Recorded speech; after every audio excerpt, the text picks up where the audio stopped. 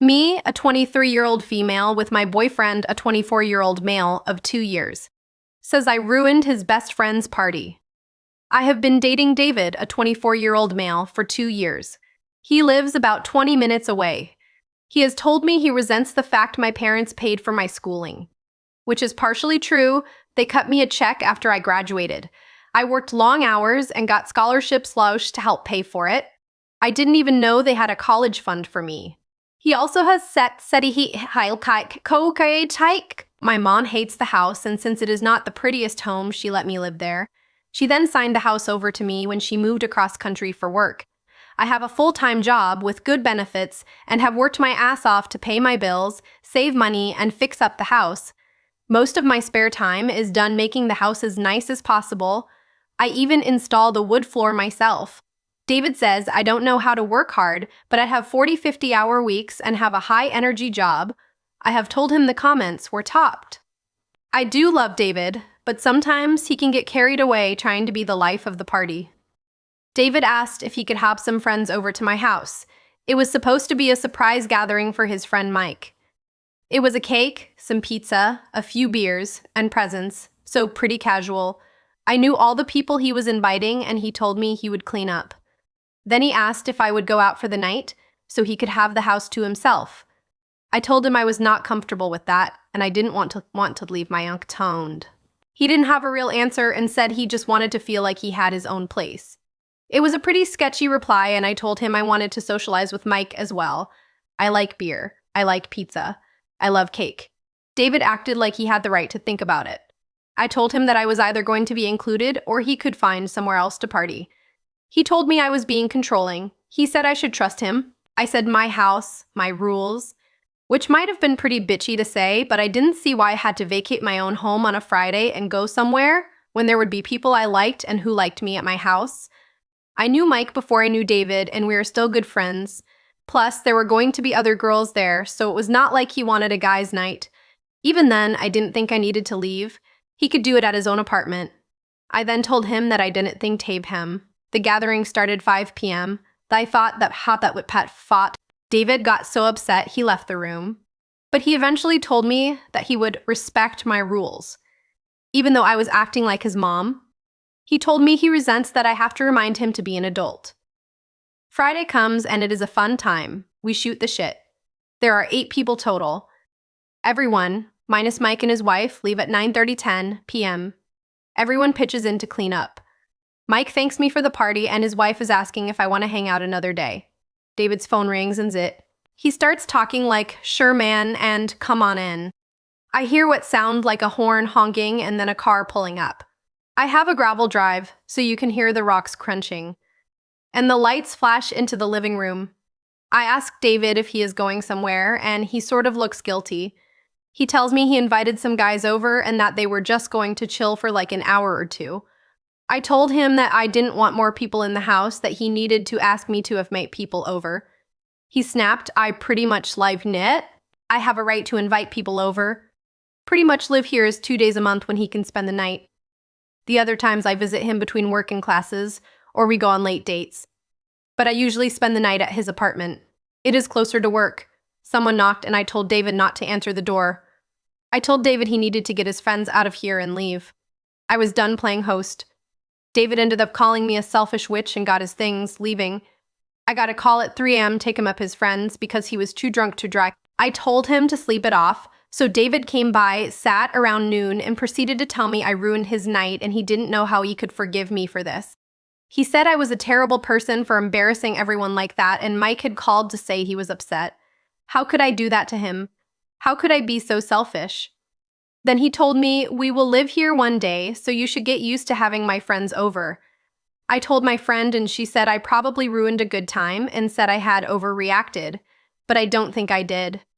I didn't want them there. I had shit to do in the morning and I didn't want people crashing on my couch using my house as their whiskey hotel. I am tempted to break up with him over this.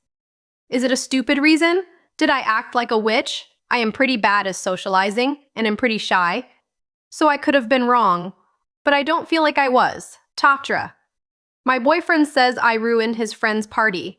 Was I wrong? Liptine comp and toffen held Nate 6 kauf, and her dislike o alcohol I said to an emer purse that's like I understand so young and she should let people crash on her couch, but I am introverted. I don't like drinking. My dad did it a lot and it makes me nervous. And the point of the party ending that early is so people wouldn't get drunk and crash on my couch. I have never been one for big parties, and Mike is the sort of guy who feels the same. No one was drunk, everyone was a little older in the group. Most people are 30, and everyone works, so it's not like they all wanted a smashing party. Update of stressed, give it ept. So here, I called Mike and asked him if he spoke with David. He said he did, but that it was for maybe 5 minutes. They made plans to go golfing, but Mike turned him down because he felt uncomfortable with how David was acting. It was not even about the party. He told me the last time he went out with David, they went to a bar with some of David's work friends, which included a few of the younger girls at his work. I have no problem with this, and David did not cheat. The girls, however, were pretty wild and got smashed. David did not want to eat the Mike. Then he took Mike over to his friend's house.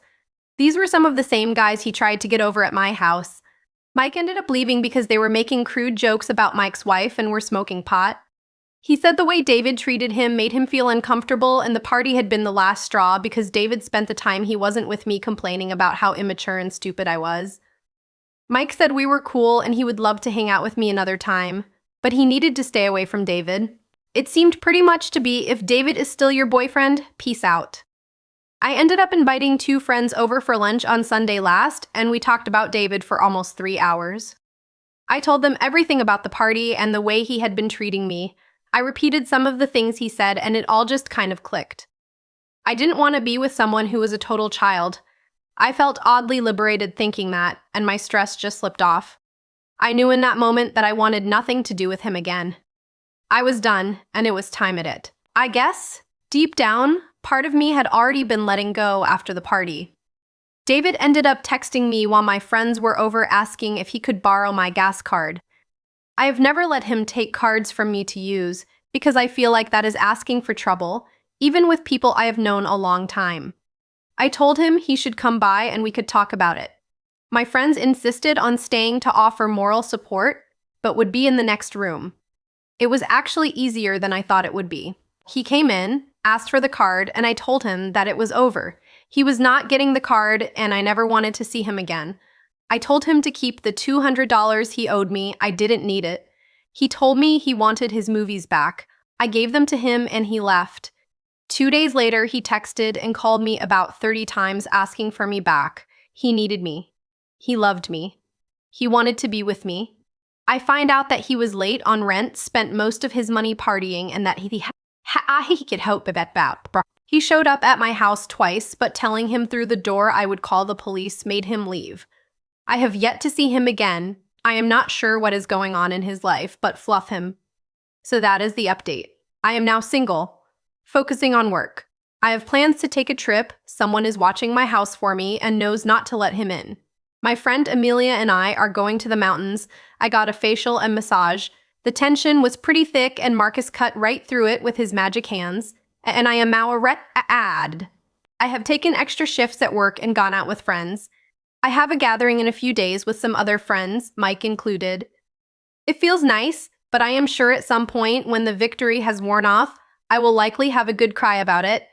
But yeah, that is pretty much it. Telf time 2014. Telf time. Free final update Sep 10 2014, 2 months after Prev. Update. It has been a while and I am not sure if anyone remembers me, but I wanted to update. David have a key to. I had a 2-week period where he was aggressively stalking me and would follow me to work. Either way, he has been in jail for a long time. I started dating someone else pretty quickly after, and things have been going well. My new partner is also like me and likes to go to bed early and wake up early. We spend a lot of time together on the weekends and the time we are apart. He always sends me cute texts and makes sure to remember small things. I like him a lot better than David. Thank you all so much for the support. You at someone new. And David was arrested. Life goes on. This is a first sub. I am not the oop. Do not contact the oops for company. Pin tagged the oops or comment on linked posts. Remember, Rule 7 submitted by /u direct Caterpillar 77 link comments. Drop your verdict in the comments. Wait, what?